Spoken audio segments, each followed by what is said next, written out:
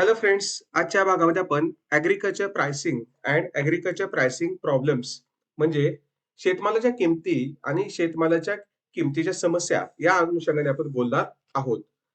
भारतासारख्या शेतीप्रधान अर्थव्यवस्थेमध्ये शेतमालाच्या किमतीला फार महत्व आहे. कारण त्यांचा प्रभाव शेतकरी, ग्राहक आणि संपूर्ण अर्थव्यवस्थेवरती पडतो. तसेच शेतमालाच्या किमतीमध्ये स्थिरता फार कमी आढळते आणि सतत त्यामध्ये आपल्याला चढ उतार घडत असलेले पाहावयास मिळतात. जेव्हा शेतमालाच्या किमती अचानकपणे कमी होतात, तेव्हा शेतकऱ्यांना उत्पादनाचे योग्य मूल्य मिळत नाही आणि त्यांना आर्थिक तोटा हा सहन करावा लागत असतो. या उलट किमती अचानक जर वाढल्या असेल, तर ग्राहकांना अधिक किंमत भरावी लागते. त्यामुळे त्यांच्या खर्चावर भारा पडत असतो. शेतकरी आणि ग्राहक दोघांच्या हितासाठी शेतमालाच्या किमती वाजवी पातळीवरती असणे आणि शक्य तितक्या स्थिर राहणे हे अत्यंत आवश्यक असते. तसेच किमतीतील सतत बदलामुळे शेतीवर आधारित उद्योगांना कच्चा माल मिळवण्यात ही अडचणी निर्माण होतात आणि त्याचा थेट परिणाम प्रक्रियायुक्त उत्पादनावरती, तसेच रोजगार आणि देशाच्या आर्थिक वृद्धीवरती होत असतो. तसेच शेतमालाच्या किमतीतील चढ उतारामुळे संपूर्ण अर्थव्यवस्थेमध्ये सर्वसाधारण किंमत पातळी म्हणजे जनरल प्राइस लेवल ही वाढत असते, ज्याचा परिणाम ग्राहकाच्या खरेदी शक्तीवरती आणि समाजातील उत्पन्न विभाजनावरती होत असतो. यामुळे शेतमालाच्या किमतीत संतुलन राखणे आणि व्यवस्थापित पद्धतीने त्याचा दर निश्चित करणे हे अत्यंत गरजेचे असते. या पार्श्वभूमीवर शेतमालाच्या किमतीतील चढ उताराचा अभ्यास करणे हे खूप गरजेचे असते. त्याच पद्धतीने त्या कृषी किमती आहेत त्याच्या समस्याचाही अभ्यास करणे गरजेचे असते. मग त्या अनुषंगाने आपण आज सुरू करूया. पहिला मुद्दा आहे किमतीतील अस्थिरता. भारतीय कृषी क्षेत्रात शेतमालाच्या किमती सतत बदलत राहतात आणि या बदलांना किमतीतील अस्थिरता असे म्हणतात. तसेच शेतमालावर हवामानातील अनिश्चितता, पिकांचे रोग, जागतिक बाजारातील बदल, सरकारची धोरणे, साठेबाजी, मध्यस्थांचा दबाव आणि उत्पादनातील चढ उतार अशा अनेक घटकांचा परिणाम होत असल्याने किमती कधी खूप वाढतात तर कधी अत्यंत कमी होत असतात. उत्पादनात जास्त झाले की भाव कोसळतात म्हणजे भाव घटतात आणि उत्पादन घटले की किमती ह्या झपाट्याने वाढत असतात. आता उदाहरणार्थ आपण समजून घ्यायचं म्हटलं तर 2023-24 मध्ये कर्नाटक आणि आंध्र प्रदेशामध्ये जो अवकाळी पाऊस झाला होता, त्या अवकाळी पावसामुळे टोमॅटोचे उत्पादन मोठ्या प्रमाणामध्ये घटले आणि देशभरात किंमत त्याची 150 ते 200 रुपये प्रति किलो पोहोचली. तर महाराष्ट्रातील कांदा उत्पादन जास्त झाल्यामुळे 2023 मध्ये त्याचा भाव 6 रुपये ते 8 रुपयाच्या दरम्यान प्रति किलो हा घसरलेला होता. जे उत्पादन खर्चापेक्षा तो दर काय होतो कमी होता. ही परिस्थिती शेतकऱ्यांना मोठ्या तोट्यात ढकलू शकते. याशिवाय ज्यावेळेस रशिया आणि युक्रेनचं युद्ध 2022-23 मध्ये सुरू झालं होतं, त्यावेळेस गहू, मका आणि खाद्यतेलाच्या जागतिक बाजारातील जे काही दर होते, किमती होत्या, ह्या कशा होत्या वाढल्या होत्या, ज्याचा थेट परिणाम भारतीय बाजारावरती झालेला होता. तसेच केंद्र सरकारने अनेकदा अचानक निर्यात बंदी, आयात शुल्कामध्ये बदल केला असेल किंवा एमएसपी मध्ये वाढ यासारखे निर्णय घेतल्यामुळे किमतीमध्ये फार मोठ्या प्रमाणामध्ये चढ उतार होतात. आता उदाहरणार्थ आपण 2023 मध्ये कांद्यावर ज्यावेळेस निर्यात बंदी लागू केली होती, त्यावेळी देशांतर्गत किमती ह्या कोसळलेल्या होत्या आणि शेतकऱ्यांना मोठे नुकसान सहन करावे लागले होते. तर दुसरीकडे पाम तेलावरील जागतिक निर्बंधामुळे भारतात पाम तेलाचे दर काय ते वाढलेले होते. अशा प्रकारे किमतीतील अस्थिरतेमुळे शेतकऱ्यांचे उत्पन्न हे अनिश्चित होते, त्याचे आर्थिक नियोजन विस्कळीत होते, कर्जबाजारीपणा वाढतो आणि ते नवीन तंत्रज्ञान किंवा सुधारित कृषी पद्धती स्वीकारण्यास घाबरतात. त्यामुळे ग्राहकांनाही कधी महागाईचा तर कधी टंचाईचा सामना हा करावा लागत असतो. दुसरा मुद्दा आहे अतिरिक्त मध्यस्थांची साखळी. भारतात शेतमालाच्या विपणन प्रक्रियेत अतिरिक्त मध्यस्थांची दीर्घ साखळी ही अत्यंत मोठी समस्या आहे. शेतकरी आपल्या शेतमालाचे उत्पादन घेतल्यानंतर ते थेट ग्राहकापर्यंत पोहोचवण्याऐवजी अनेक टप्प्यामधून तो काय करतो प्रवास करत असतो. जसे की गावातील व्यापारी, मंडईतील आडतेदार, घाऊक व्यापारी, साठेबाज, शहरातील दलाल, किरकोळ विक्रेते इत्यादी हा टप्प्यातून काय केला जातो प्रवास हा चालत असतो आणि या प्रत्येक टप्प्यावरती मध्यस्थ स्वतःचा नफा हा जोडत असतात. त्यामुळे अंतिम किंमत ग्राहकापर्यंत पोहोचेपर्यंत ती अनेक पटीने वाढलेली असते. परंतु या वाढलेल्या किमतीचा लाभ हा शेतकऱ्यांना मिळत नाही. उलट त्याला त्याच्या उत्पन्नाचे अत्यंत कमी मूल्य दिले जाते. आता आपण उदाहरणाच्या साहाय्याने जर समजून घ्यायचं म्हटलं तर महाराष्ट्रातील नाशिक मधील कांदा शेतकरी म्हणजे 2023 मध्ये कांद्याचा भाव हा 6 ते 8 रुपये प्रति किलो हा विकला जात होता. परंतु तोच कांदा 2023 मध्ये मुंबई बाजारमध्ये, पुणे बाजारामध्ये 25 ते 30 रुपये प्रति किलो दराने विकला जात होता. बघा नाशिकमध्ये ज्यावेळेस तो 6 ते 8 रुपये भाव होता, त्याच वेळेस तो पुणे, मुंबईमध्ये 25 ते 30 रुपये इतका होता. म्हणजे शेतकऱ्यांना फक्त 20 ते 25% किंमत मिळत होती आणि उर्वरित रक्कम आहे ते विविध दलालांना आणि व्यापाऱ्यांच्या हातामध्ये काय होती ती जात होती. आणि अशाच प्रकारे कर्नाटक, आंध्र प्रदेशातील टोमॅटो उत्पादकांनाही 2022 मध्ये किंमत कोसळल्यामुळे फक्त 2 ते 3 रुपये प्रति किलो जो टोमॅटो विकावा लागला होता. तर काही आठवड्यानंतर त्याचा पुरवठा कमी झाला, म्हणजे सप्लाय कमी झाल्यामुळे तेच टोमॅटो त्याच शहरामध्ये 120 ते 150 रुपये प्रति किलोने विकले गेलेले होते. म्हणजे ग्राहकाला त्यामुळे काय झालं, जो टोमॅटोचा भाव आहे तो जास्त द्यावा लागल्यामुळे त्यांना ते टोमॅटो काय झाले, जास्त पैसे देऊन खरेदी करावे लागले आणि शेतकऱ्यांना अत्यल्प फायदा झाला. म्हणजे या ठिकाणी दोन्ही बाजूने हा नुकसान शेतकऱ्याचं आणि ग्राहकाचं झालेलं होतं. पण त्याचा फायदा झाला तो मध्यस्थ जी साखळी होती त्याचा झालेला होता. त्याचबरोबर साखर उद्योगातही मध्यस्थाचा मोठा प्रभाव असल्याचा आपल्याला पाहावयास मिळतो. म्हणजे ऊसाची सरासरी एफ-आर-पी सरकारकडून निश्चित केली असली तरी व्यापारी आणि साखर कारखाने जे आहेत, ज्याच्यात साखर कारखाने ज्याच्या ताब्यात आहेत, ते खरेदी देयक पद्धतीमुळे शेतकऱ्यांचं पेमेंट हे उशिरा मिळते.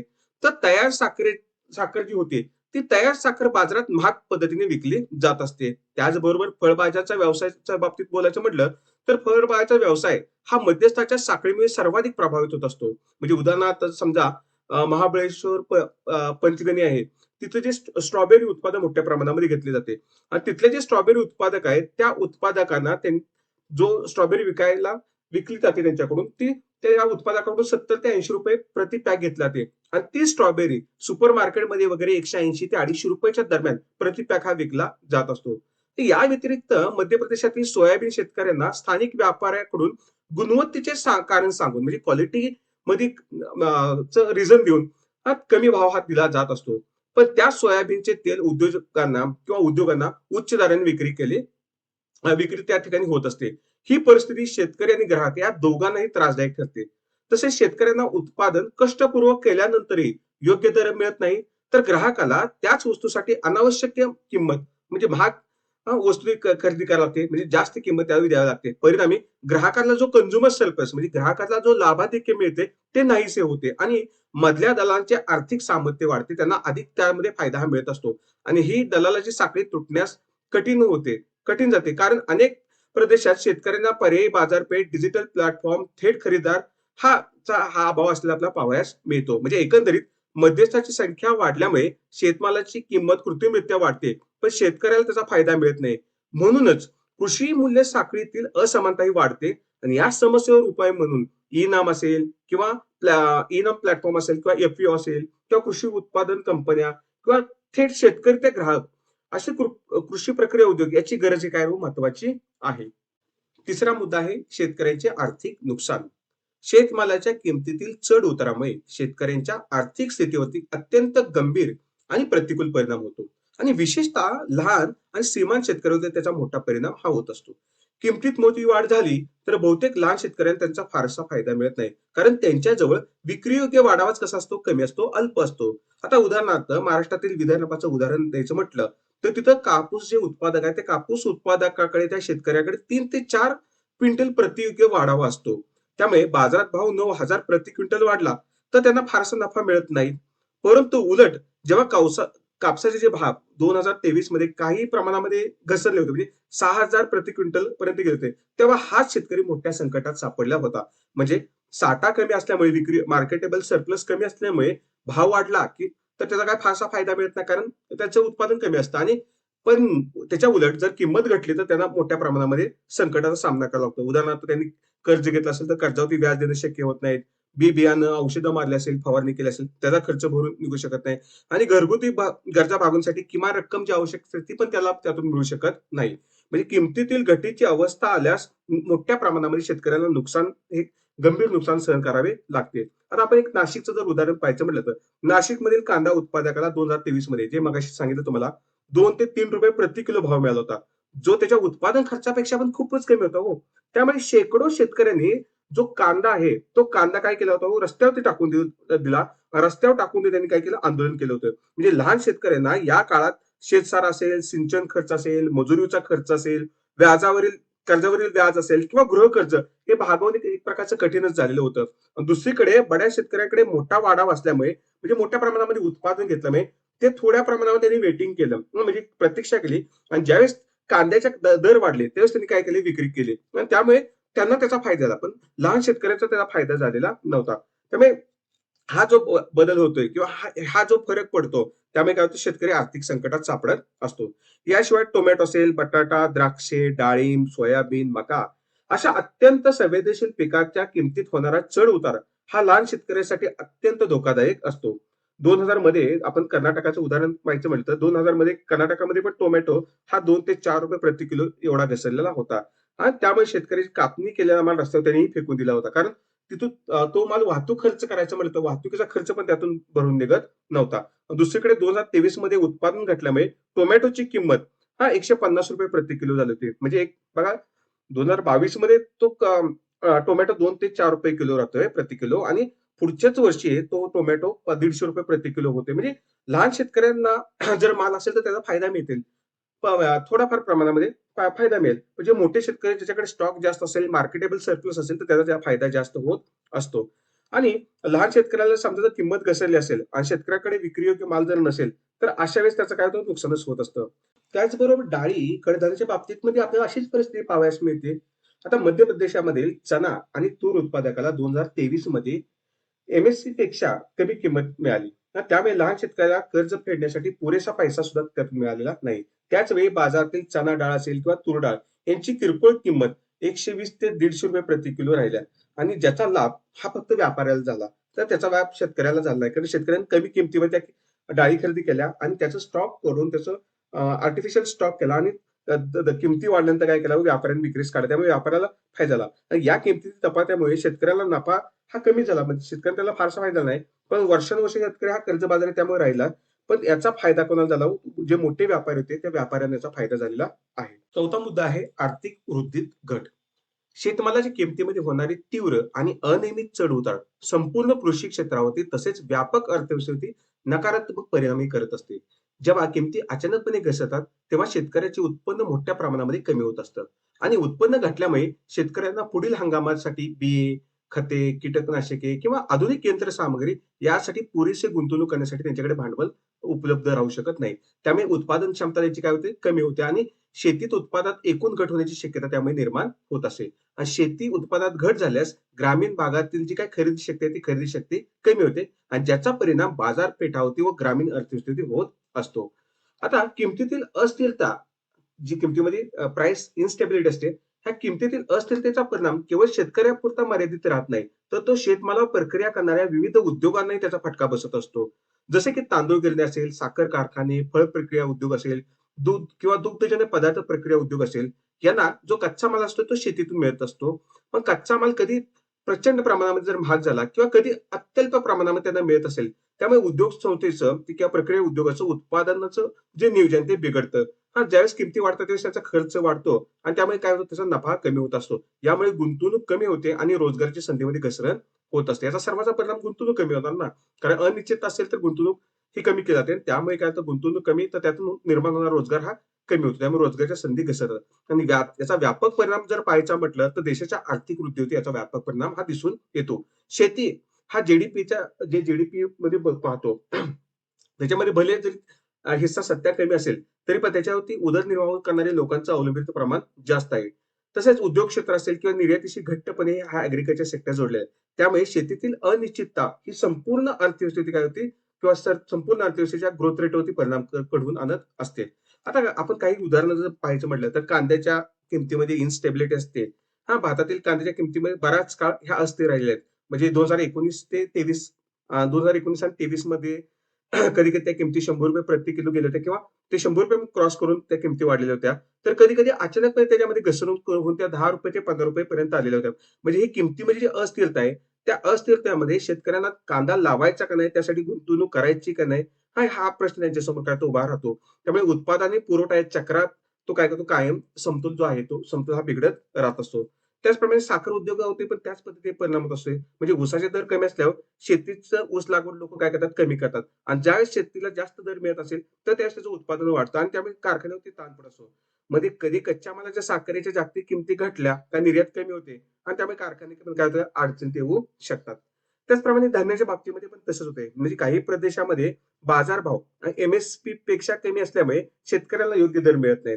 त्यामुळे शेतकऱ्याचं उत्पन्न घटल्यामुळे पुढील वर्षी ते कमी गुंतवणूक करतात. त्याचा परिणाम राष्ट्रीय अन्न उत्पादनावर व अन्न सुरक्षिततेवर होऊ शकतो.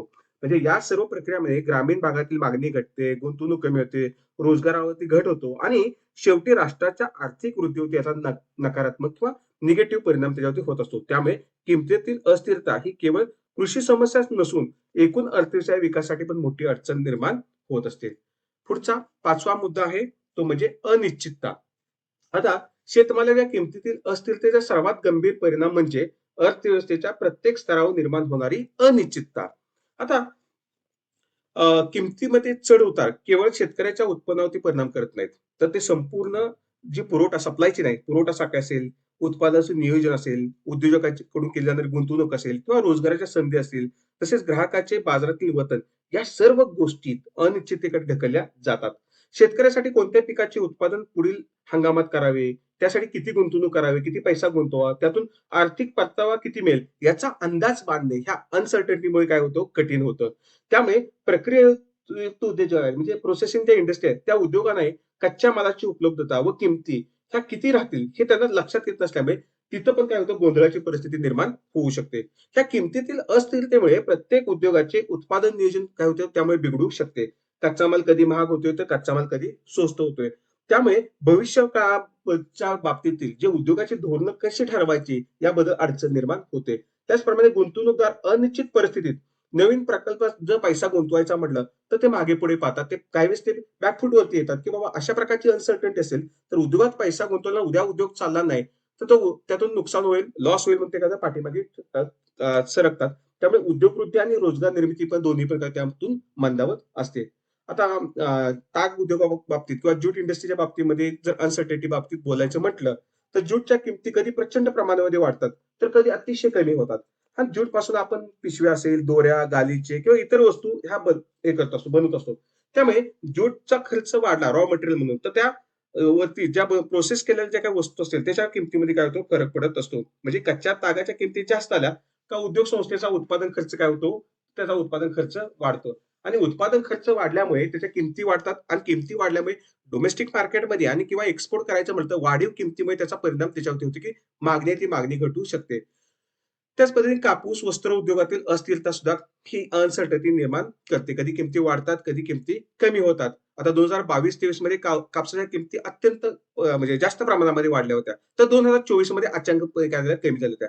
आणि या तीव्र चढ उतारामुळे या किमतीतील सूतगिरणी असेल, वस्त्र उद्योग असेल किंवा रेडीमेड वस्त्र उद्योगाचा उत्पादन खर्च काय होते वाढलेले होते. ते अनियमित झाले होते. अशा अनेक कारणामुळे काही काळामध्ये जे काही गिरण्यांनी त्याचं उत्पादन बंद केले होते. त्याची काही गिरण्यांनी त्याचं काय करते त्यांची प्रोडक्शन कॅपॅसिटी काही कमी केली होती. ज्यामुळे त्याचा परिणाम हजारो कामगार त्यांच्या रोजगारावरती धोका निर्माण झालेला होता. सोयाबीन तेल उद्योगाच्या बाबतीत सांगायचं म्हटलं तर सोयाबीनच्या किमती कधी विक्रमी वाढतात तर कधी अचानकपणे घसरतात. यामुळे सोयाबीन तेल असेल, पेंड असेल किंवा पशुखाद्याच्या किमतीमध्ये पण सतत काय राहतात बदल होत असतात. 2021-22 मध्ये जागतिक बदलामुळे सोयाबीनचे दर हे मोठ्या प्रमाणामध्ये वाढलेले होते. तेव्हा तेल आणि पशुखाद्य बघा महागलेलं होतं. तर काही वर्षातच पीक चांगले झाले आणि त्याचे दर घसरले आणि ते घसरल्यामुळे काय झालं शेतकऱ्यांना त्याचा तोटा सहन करावा लागला. त्यामुळे तेल प्रक्रिया उद्योगातील खरेदी व उत्पादन नियोजनामध्ये त्यामुळे सातत्य करणे पण काय अडचणीचं झालेलं होतं. पुढचा मुद्दा पाहूया आपण तो म्हणजे ग्राहकाचे नुकसान.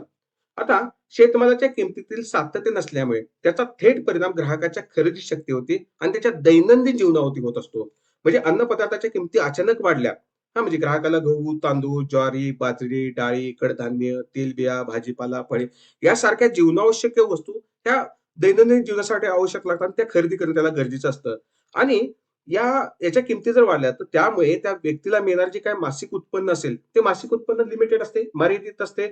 पण याच्या किमती वाढल्यामुळे काय होतं जास्त प्रमाणामध्ये त्याला खर्च करावा लागेल. पण तेवढं त्याचं उत्पन्न असल्यामुळे त्याचा उपभोग काय होतो कमी होत असतो आणि विशेषतः गरीब असतील किंवा मध्यमवर्गीय कुटुंब असेल त्यांना त्या उत्पन्नातील फार मोठा हिस्सा ह्या आवश्यक वस्तू ते खर्च करावा लागतो आणि परिणामी त्याचे जे इतर खर्च ते जो करत असतो, तो खर्च कमी करायला लागतात. म्हणजे शिक्षणावरती खर्च असेल, आरोग्यावरती खर्च असेल, त्याच्याकडून केली जाणारी बचत असेल, त्याच्या कपड्यालत्यावर ते होणारा खर्च असेल किंवा घरामध्ये काही सुधारणा करायसाठी त्यावरती जो खर्च करत होतो, तो कमी केला जाईल आणि असे खर्च काय ते पुढे ढकलावे लागतील. म्हणजे अशा प्रकारे किमतीतील अस्थिरतेमुळे ग्राहकाचे संपूर्ण आर्थिक नियोजन हे विस्कळीत होते आणि त्याचा परिणाम त्याच्या काय होतो, लाईफस्टाईलवरती, त्याच्या जीवनमानावरती होत असतो. म्हणजे किमतीतील वाढ केवळ ग्राहकावरती नाही, तर संपूर्ण अर्थव्यवस्थेवरती परिणाम करू शकते. लोकांच्या खरेदी शक्तीमध्ये घट झाली, त्यांची पर्चेसिंग पॉवर पॅरिटी कमी झाली, तर त्यांचा उपभोग कमी होणार आणि उपभोग कमी झाला म्हणजे काय हो, त्यांच्याकडून मागणी कमी होईल आणि मागणी कमी झाली का उद्योग क्षेत्रातून जे उत्पादित वस्तू होते त्याची मागणी कमी होईल. म्हणजे एकूण उद्योग क्षेत्रावरती मंदीचं काय होईल, सावट येऊ शकतो. त्याच पद्धतीने अन्न सुरक्षेच्या दृष्टिकोनातून ही परिस्थिती एक प्रकारची गंभीर असते. कारण गरीब कुटुंबाला जर पोषक आहार जर मिळाला नाही, त्यांनी सेवन केलं असेल, तर त्याचा परिणाम काय होतो, कुपोषण मोठ्या प्रमाणामध्ये वाढण्याचा धोका निर्माण होत असतो. आता आपल्या सर्वांना माहितीच असतं बघा 2015 मध्ये आणि 2020 मध्ये तूर डाळीच्या किमती काही महिन्यामध्ये दुप्पट तिप्पट वाढलेल्या होत्या. म्हणजे तूर, उडीद, मूग ह्या दैनंदिन जीवनासाठी लोक उपभोगासाठी घेतात आणि त्याच्यामध्ये प्रथिनं मोठ्या प्रमाणामध्ये असल्यामुळे आणि ह्या डाळीच्या किमती वाढल्यामुळे, डाळी महाग झाल्यामुळे मध्यम वर्ग असेल किंवा गरीब जे लोक असतील त्यांना ते डाळीचं सेवन करणं कमी केलं हो. त्यामुळे अनेक आणि आठवड्यातील काही डाळीचं जे काही कन्झम्पशन होतं, उपभोग घेतला जायचा, तो काय केला मर्यादित केला, काहींनी कमी केला आणि त्याचा परिणाम काय झाला, त्यांना जे मिनरल न्यूट्रिशन होतं, त्या न्यूट्रिशनवरती त्याचा काय परिणाम झाला होता.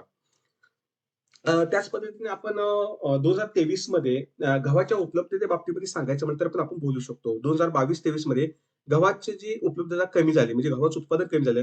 त्यामुळे गव्हाचे दर काय झाले, वाढले आणि त्याचप्रमाणे गव्हाचं वरती प्रोसेस करून जे काही पीठ बनवलं जातं, गव्हाचं पीठ, त्याचे पण दर काय झाले, वाढले आहे. म्हणजे चपाती हा अनेक कुटुंबातील आहार आहे. म्हणजे गव्हाची आपण जी चपाती बनवतो, तो प्रत्येक कुटुंबामध्ये आहार असल्यामुळे या वाढीचा थेट परिणाम काय केला, घरगुती बजेटवरती झाला. कारण गव्हाच्या किमती वाढल्यामुळे लोकांनी काय केलं, गव्हाचा उपभोग काही लोकांनी शिफ्ट केला. म्हणजे इतर गोष्टी असेल, त्या गोष्टीवरती त्यांनी काय केलं, उपभोग वाढला. त्यामध्ये तांदूळ असेल, बाजरी असेल, याची मागणी वाढली. मग तांदूळ असेल, बाजरी असेल, ज्वारी असेल, याची मागणी वाढल्यामुळे त्याच्या किमती वाढल्या. म्हणजे एकाची किंमत वाढल्यामुळे त्याचा परिणाम काय झाला, दुसऱ्याच्या पण किमती वाढल्या. त्यामुळे ह्या सर्वांचा जो त्रास आहे, तो त्रास कोणाला, ग्राहकाला सहन करावा लागत असतो. म्हणजे या सर्व उदाहरण असे स्पष्ट होते, की शेतमालाच्या किमतीतील चढ-उतार ही केवळ एक आर्थिक समस्या नसून सामाजिक, पोषणासंबंधी व विकासाच्या समस्या निर्माण करणारे हे घटक आहे. मग किमती स्थिर नसल्यास सामान्य ग्राहकाचे दैनंदिन आर्थिक संतुलन बिघडते, त्यांची खरेदी शक्ती कमी होते, त्यांचं जीवनमान खालावते आणि त्याचा परिणाम संपूर्ण समाजावर आणि देशाच्या अर्थव्यवस्थेवर आपल्याला झालेला पाहावयास मिळतो. 7वा मुद्दा आहे काळा बाजार. शेतमालाच्या किमतीमध्ये होणारी अस्थिरता, साठवणुकीची अपुरी पायाभूत सुविधा, तसेच मागणी पुरवठ्यातील असंतुलन यामुळे बाजारामध्ये इलिगल ऍक्टिव्हिटी मोठ्या प्रमाणामध्ये वाढत असतात. आणि त्या सर्वांमधील एक गंभीर समस्या म्हणजे तो म्हणजे काळा बाजार म्हणजे ब्लॅक मार्केटिंग. जेव्हा एखाद्या कृषी वस्तूचा तुटवडा निर्माण होतो किंवा किमती वाढत असल्याचे संकेत मिळतात, तेव्हा काही व्यापारी, साठेबाज आणि दलाल यांच्याकडून मोठ्या प्रमाणामध्ये त्या शेतमालाची साठवणूक केली जाते. आणि त्यांचं उद्दिष्ट एकच असतं, की पुरवठा कमी करायचा, सप्लाय कमी करायचा आणि आर्टिफिशियल सप्लाय कमी करायचा. आणि त्यानंतर ज्यावेळेस वस्तूच्या किमती मार्केटमध्ये वाढतील, कारण सप्लाय अडवून ठेवल्यामुळे मार्केटमधली डिमांड काय थांबत नाही. डिमांड वाढते, तेवढा पुरवठा नसल्यामुळे किमती वाढतात आणि ज्यावेळेस किमती वाढते त्यावेळेस तो माल जास्त किमतीला विक्रीस काढलेला जातो. आणि या प्रक्रियेमुळे शेतकऱ्यांना त्यांच्याच उत्पादनाला योग्य भाव मिळत नाही. कारण साठेबाज शेतकऱ्याकडून कमी दरामध्ये ती वस्तू शेतमाल खरेदी करतात आणि दुसरीकडे ग्राहकाला ते जास्त किमतीने काय तर विकले जात असते. हा जो कृत्रिम तुटवडा निर्माण केला जातो, याच्यामुळे काय होतं, ग्राहकाची पण पिळवणूक होते कारण त्याला जास्त किमतीला विकला जातो आणि शेतकऱ्याची पिळवणूक होते कारण शेतकऱ्याकडून तो कमी किमतीला घेतला जातो आणि याच्यामुळे दोघांवरती आर्थिक परिणाम होतो आणि यातूनच काय होतं, आर्थिक विषमता ही गंभीर स्वरूप धारण करत असते. आता आपण कांद्याच्या बाबतीमध्ये सांगितलं होतं बघा 2019 आणि 2023 मधलं उदाहरण. म्हणजे कांद्याच्या किमती खूप मोठ्या प्रमाणामध्ये वाढलेल्या होत्या. पण शेतकऱ्याकडून त्या कांदा येतो किती हो, ₹8 ₹12 किलो प्रति किलोने व्यापाऱ्यांनी खरेदी केला आणि तो त्याचा स्टॉक केला आणि स्टॉक केल्यानंतर तोच कांदा मार्केटमधला सप्लाय कमी आहे असं दाखवलं आणि तोच कांदा ₹100 असेल ते ₹150 तो काय करायचे प्रति किलो विकलेला होता. म्हणजे त्या कांद्याच्या 10 पट जास्त पैसा काही व्यापाऱ्यांनी कमवला होता आणि ग्राहकाला त्या 10 ते 15 पट किंमत जास्त द्यावी लागली. मग याच्यात हा जो काळा बाजार आहे तो स्पष्ट होता. याच्यामध्ये फायदा फक्त व्यापाऱ्याला झाला, नुकसान शेतकऱ्याचं झालं आणि ग्राहकाचं पण झालेलं होतं. तसं 2015, 16 आणि 2020 मध्ये डाळीच्या बाबतीमध्ये आपण पाठीमागच्या मुद्द्यातच सांगितलं, की कशा डाळीच्या किमती ह्या वाढवल्या होत्या. डाळीचा सप्लाय आर्टिफिशियल त्यांनी कसा स्टॉक केला होता आणि त्यावेळेस डाळीच्या किमती जवळ-जवळ ₹200 प्रति किलो झाल्या होत्या हो. आणि त्यावेळेस सरकारला त्याची गंभीर दखल घ्यावी लागली. सरकारने काही ठिकाणी छापे टाकले आणि गोदामातून हजारो टन डाळी जप्त केल्या होत्या. म्हणजे हे काय सिद्ध करते, की डाळीचा तुटवडा हा पूर्णपणे नैसर्गिक नव्हता. हा कसा होता हो, आर्टिफिशियल हा तुटवडा निर्माण केला होता. त्याचा फायदा फक्त व्यापारी वर्गाने जास्त किमती वाढवून घेतला होता. पण त्याचा तोटा हा सामान्य लोकांना मोठ्या प्रमाणामध्ये झालेला होता. त्याच पद्धतीने साखरेच्या साठेबाजीमध्ये पण तसंच घडून येतं. फळे भाजीपाला असतील त्यामध्ये पण तसंच होतं. म्हणजे टोमॅटोच्या बाबतीमध्ये तसंच झालं होतं 2023 मध्ये. साखरेच्या बाबतीमध्ये 2022-23 मध्ये त्याच पद्धतीने झालं होतं. हे धान्याची साठवणुकीचा परिणाम काळ्या बाजाराचा काय होतो, तर उत्पादनाचे मूल्य कमी राहते. म्हणजे जे शेतकऱ्याचं नुकसान होतं, शेतकऱ्याकडून कमी किमतीत तो माल घेतला जातो. ग्राहकाचं शोषण होतं, आर्थिक शोषण, कारण ग्राहकाला तो जास्त किमतीमध्ये विकला जातो. त्यामुळे साठेबाज पैसे कमवतात. पण याला सर्रास बळी पडतो, सामान्य व्यक्ती बळी पडत असतो, शेतकरी बळी पडत असतो. त्यामुळे जी आर्थिक विषमता आहे, शेतकरी, ग्राहक वर्ग आणि दुसरा व्यापारी वर्ग ह्यांच्यामध्ये काहीतरी विषमता वाढायला लागते. आणि त्याचबरोबर साठेबाजीमुळे बाजारातील जे काही नैसर्गिक समतोल होत होता, म्हणजे शेतातून आलेला माल आणि लोकांची मागणी याच्यामध्ये आर्टिफिशियल काय केला जातो, बिघाड केला जातो. त्यामुळे कृत्रिम काय केला जातो, शॉर्टेज निर्माण केलं जातं आणि त्यातून काय केलं तर भावाड व्हायला सुरुवात होते. कारण किमती जास्त आल्यामुळे अन्नाच्या किमती वाढायला सुरुवात होतात. त्यामुळे एकूण महागाई वाढते. 8वा मुद्दा आहे गुंतवणुकीवर प्रतिकूल परिणाम. भारतामध्ये शेतमालाच्या किमती अत्यंत अस्थिर असतात. कधी उत्पादन जास्त झालं असेल तर किमती घसरतात. नंतर कधी पिकाचं नुकसान झालं असेल किंवा साठेबाजी केली जात असेल, तर त्यावेळेस किमती ह्या अचानकपणे वाढत असतात. या अनिश्चित किमतीचा परिणाम थेट शेतकऱ्याच्या उत्पन्नावरती होत असतो. जेव्हा शेतकऱ्यांचा त्यांच्या पिकांना योग्य, निश्चित आणि स्थिर नफा मिळेल याची खात्री नसते, तेव्हा ते अत्याधुनिक तंत्रज्ञान, यांत्रिकीकरण किंवा उत्तम बियाणे असतील किंवा रासायनिक खते किंवा जैविक खतांचं नियोजन असेल किंवा सिंचन यंत्रणा असेल किंवा ड्रिप इरिगेशन अशा दीर्घकालीन गुंतवणूक करण्यापासून काय करतात ते दूर राहतात. कारण उत्पन्नामध्ये शुअरिटी नाही, शाश्वती नसेल, तर अशा प्रकारची गुंतवणूक करायची आणि त्यातून नुकसान सहन करण्याची त्याची मानसिकता राहत नाही. आणि परिणामही काय होतो, अशा प्रकारचं जे काही शेतमालामध्ये जे इनपुट्स वापरणं गरजेचं आहे, ते वापरलं नसल्यामुळे शेतीची उत्पादन क्षमता वाढू शकत नाही. शेतीची उत्पादकता कशी राहते, कमी राहते. त्यामुळे शेतीतील जो कृषी विकासाचा वेग आहे, तो विकासाचा वेग आहे, तो मंदावत असतो. आपण बरीचशी त्या अनुषंगाने उदाहरण पाहू शकतो. म्हणजे आपण कर्नाटकामधलं टोमॅटो, कांद्याचं उदाहरण पाठीमागे सांगितलं जाईल. तसं सोयाबीनचं एक उदाहरण आपण सांगूया, की सोयाबीनच्या वस्तूच्या म्हणजे किमतीच्या बाबतीमध्ये सोयाबीनचे कसं 2021 आणि 23 मध्ये काय घडलं होतं बघा. कधी त्या कालावधीत सोयाबीनचे दर कधी 10,000 ते 12,000 प्रति क्विंटलवरती पोहोचायचे. तर कधी-कधी ते 3,500 ते 4,000 पर्यंत खाली यायचं. आणि या तीव्र चढ-उतारामुळे शेतकऱ्यांचा जो नफ्याचा अंदाज आहे, तो त्यांना बांधता येत नसायचा. कारण कोणताही उत्पादक काय करतो बघा, मला भविष्यामध्ये किती प्रॉफिट मिळणार आहे याच्यावर तो इन्व्हेस्टमेंट करतो. पण शेतकरी या बाबतीमध्ये तसं नाही. शेतकऱ्यांनी बी पेरल्यानंतर त्याच्या मालाला किती किंमत आहे त्याला एक्झॅक्ट माहीतच समजतच नाही हो. त्यामुळे त्याला नफ्याचा अंदाज बांधणं शेतकऱ्याला शक्य होत नाही. योग्य भाव मिळाला नाही, हे मिळणार नाही किंवा मिळेल का नाही हीच शेतकऱ्याला काय असतं अनसर्टन असतं. त्यामुळे शेतकरी उत्तम दर्जाची बियाणे किंवा गुणवत्तापूर्ण सेंद्रिय खत असेल किंवा हार्वेस्टर भाड्याने घेऊन काम करायचं यासाठी काय तर ते कचरले जातात. त्याच पद्धतीने कापूस उत्पादनाच्या बाबतीमध्ये तसंच आहे. म्हणजे कापसाच्या किमती अनेक वर्षे ₹5,000 ते ₹8,000 प्रति क्विंटलच्या दरम्यान त्याच्यामध्ये ते काय येतो प्राइस व्हेरिएशन राहिलं परंतु बीटी कापूस असेल, त्याच्या बियाणं असेल, खते, औषधे, मजुरे हे जर ते कॉटनचं उत्पादन घ्यायचं असेल, तर त्यासाठी करायला हा जो खर्च आहे, तो खर्च सतत वाढत चाललाय. म्हणजे किमती 5,000 ते 8,000च्या दरम्यान आहेत. पण खतं, बियाणं, औषधं, मजुरी याच्यावरती खर्च काय झालेला वाढत चाललाय. त्याचप्रमाणे मध्ये कापसावरती बोंडअळीचा हल्ला झाला होता 2017 आणि 2021 मध्ये. त्यामुळे शेतकऱ्याचं उत्पन्न मोठ्या प्रमाणामध्ये कमी झालं होतं आणि उत्पन्न कमी झालं आणि त्यामध्ये किमती मध्ये वाढणारे. मग ही सगळी जी समस्या आहे, ही समस्या शेतकऱ्यासमोर उभा राहत असते. आणि याचा सर्वाचा परिणाम काय होतो, की शेतकरी प्रगत तंत्रज्ञान वापरायचं असेल, म्हणजे त्यामध्ये ड्रोन स्प्रेइंग असेल किंवा जैविक कीटकनाशक असतील किंवा जे तणनाशका असेल, यासारख्यामध्ये पैसा गुंतवायचा असेल, तर गुंतवणूक करण्याचं काय धजावत नाही. म्हणजे हे सगळे अ, कारणं आहेत, की ज्याच्यामुळे शेतीमालाची गुंतवणूक कमी होऊ शकते. पुढचा 9वा मुद्दा आहे दैववादी शेतकरी. आता भारतातील शेतीमध्ये दैवात हा प्रभाव अनेक पिढ्यानपिढ्या आपल्याला असलेला पाहावयास मिळत असतो.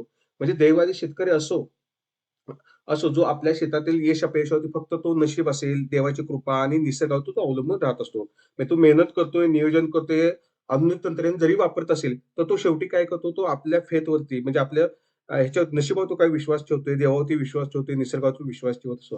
म्हणजे अशा वेळेस शेतकऱ्याचा आत्मविश्वास कमी होतो. का कमी होतो? तर समजा त्यांनी पेरलं आणि व्यवस्थितमध्ये उत्पादन जर झालं नाही किंवा दर मिळाला नाही, नुकसान झालं असेल, पाऊस झाला तर तो काय करतो नशिबाला दोष देण्याचा प्रयत्न करतो. त्यामुळे पुन्हा ते उत्पादन करायचं असेल त्याच्यात एवढा आत्मविश्वास राहत नाही आणि विशेषतः जेव्हा त्याने आपल्या मेहनतीच्या बदल्यामध्ये ज्यावेळेस आर्थिक लाभ मिळत नाही, मग अशा वेळेस त्याचा आत्मविश्वास काय होतो घटण्यास सुरुवात होत असते. म्हणजे उदाहरणार्थ एखाद्या हंगामात पावसामध्ये जेव्हा अनियमित आला, मग त्यामुळे अ, पाऊस जर कमी पडला तरी प्रॉब्लेम दुष्काळ येतोय आणि जास्त पडला तरी प्रॉब्लेम ओला दुष्काळ पडतोय.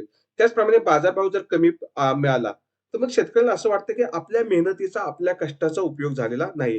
कारण त्याला जेवढं उत्पन्न अपेक्षित असते, ते एक्स्पेक्टेड तो ठरवतोय, तेवढं उत्पन्न मिळतो अपेक्षित ठरतो. त्यामुळे त्यांनी केलेली गुंतवणूक वाया जाते, त्यांनी केलेला खर्च वाया जातो. या सर्व कारणामुळे त्याची एक मानसिकता, मेंटॅलिटी असेल ते काय होतं, मानसिक धैर्य कमी होतं आणि पुढील हंगामामध्ये त्याला नवीन काही प्रयोग करायचं म्हटलं असेल, नवीन गुंतवणूक करायचं किंवा नवीन तंत्रज्ञान स्वीकारायचं म्हटलं किंवा शेतीत वापरायचं म्हणतो, तो तयार होत नाही. तो घाबरतो, की बाबा असं जर परत त्याची पुनरावृत्ती झाली तर परत काय करायचं?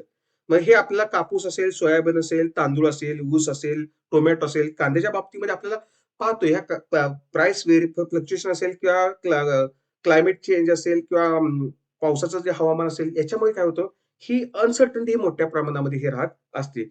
2017-18 मध्ये तूर डाळीच्या भावामध्ये अचानक घट झाली. त्यावेळेस मोठ्या प्रमाणामध्ये जे तूर उत्पादक असेल, त्यांना मोठ्या प्रमाणात तोटा सहन करावा लागला.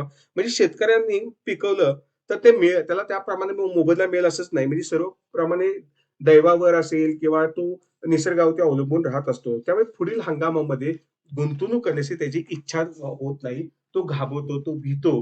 त्यामुळे त्याचा परिणाम काय होतो, जी उत्पादकता त्या शेतीतून मिळणं गरजेचं आहे, तेवढं उत्पादन करणं शक्य होत नाही.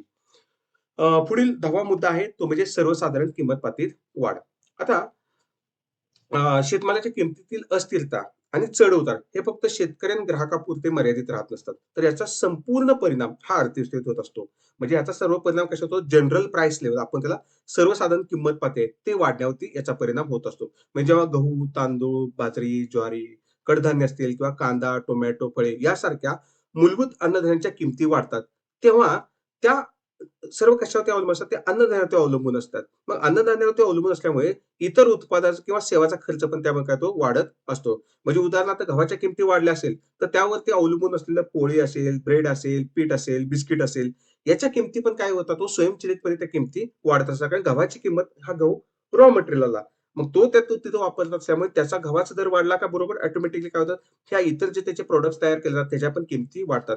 तसेच कापसाच्या किमतीमध्ये वाढ झाला, तर त्यावर प्रक्रिया करून जे काही कपडे बनवले जातात, त्या वस्त्र उद्योगामध्ये कपड्याचे दर पण काय होतात वाढत असतात. म्हणजे एका इनपुटची किंमत वाढली म्हणजे ॲग्रीकल्चर कमोडिटी किंमत वाढली, तर ऑटोमॅटिकली काय होतात त्याच्या जे वरती जे काही प्रोसेस करून वस्तू बनवतात त्याच्या किमती वाढतात आणि त्या सर्व किंमत वाढीचा परिणाम काय होतो, सर्वसाधारण किंमत पातळी वाढत असते. म्हणजे सर्वसाधारण किंमत पातळी जी वाढ होते, ही सर्व आर्थिक स्तरातील जो काही किंमत वाढ झाली, त्या सर्वांचा परिणाम म्हणजे जनरल प्राइस लेव्हल वाढत असते. परंतु त्याचा गरीब असेल, मध्यमवर्गीय कुटुंबावरती सर्वाधिक भार पडत असतो. कारण गरिबाचं उत्पन्न वाढत नाही, परंतु तो जो उपभोगासाठी वस्तू घेतोय, अशा वस्तूच्या किमती वाढल्यामुळे त्या मर्यादित उत्पन्नातून त्या वस्तू खरेदी करणं, त्या सेवा खरेदी करणं, त्याचा उपभोग घेणं, हे महागाईमुळे त्याला शक्य होत नाही. त्या भाववाढीमुळे शक्य होत नाही, त्या किंमत वाढीमुळे शक्य होत नाही. त्यामुळे त्याचं पूर्वीचं राहणीमान टिकवून ठेवणं त्याला अशक्य होत असतं. म्हणजे 2022-23 मध्ये गहू, तांदूळ, डाळी, तेल याचे दर सतत वाढत गेलेले आहेत आणि परिणामी मध्यमवर्गीय कुटुंबाला ह्या महाग अन्नधान्य असेल किंवा वाढलेल्या किमती ज्या अन्नधान्याच्या असेल, याच्यावरती मोठा त्याच्या उत्पन्नातील खर्च, जो उत्पन्न त्याच्यावरती खर्च करावं लागलं आणि त्यामुळे इतर त्याच्या ज्या गरजा आहेत, इतर जो उपभोग आहे किंवा गैर-आवश्यक वस्तूचा वापर त्यामुळे त्याचा काय कमी केलेला आहे. म्हणजे सर्वसाधारण किंमत पातळी वाढल्यामुळे समाजातील विविध आर्थिक गटातील उत्पन्न विभाजना होते. म्हणजे आपण त्याला इन्कम रिडिस्ट्रिब्युशन देखील हा प्रभावित असतो. म्हणजे ज्या गटाकडे आर्थिक संपत्ती आहे, त्यांना आर्थिक महागाईचा त्रास होत नाही. ज्याच्याकडे संपत्ती आहे, पैसा आहे, तो किंमत किती जरी वाढली, तर तो वस्तू खरेदी करू शकतो, तेवढा पैसा तो देऊ शकतोय. पण गरिबाच्या बाबतीमध्ये तसं नाही. गरिबाचं मर्यादित उत्पन्न असल्यामुळे किंमत वाढली का त्याचा हात आखडता घ्यावा लागतो, खर्च कमी करावा लागतो, कारण त्याची तेवढी खरेदी शक्ती होत नाही. त्यामुळे ग्रामीण भागातील व्यक्ती असू दे, शहरी भागातील व्यक्ती असू दे, ग्रामीण भागातील गरीब असू दे किंवा शहरी भागातील गरीब असू दे किंवा मध्यमवर्ग कुटुंबातील व्यक्ती असू दे, यांना ह्या महागाईचा फटका मोठ्या प्रमाणामध्ये बसत असतो. पण श्रीमंत वर्गाला त्याचं काय नसतं. त्याच्याकडे उत्पन्न असतो. तो त्या वस्तू खरेदी करण्यासाठी त्याची ऐपत असते. म्हणजे किमतीतील अशा चढ-उतारामुळे ही जी अनिश्चितता झाली असते, त्यामुळे आर्थिक जोखीम ही मोठ्या प्रमाणामध्ये वाढत असते.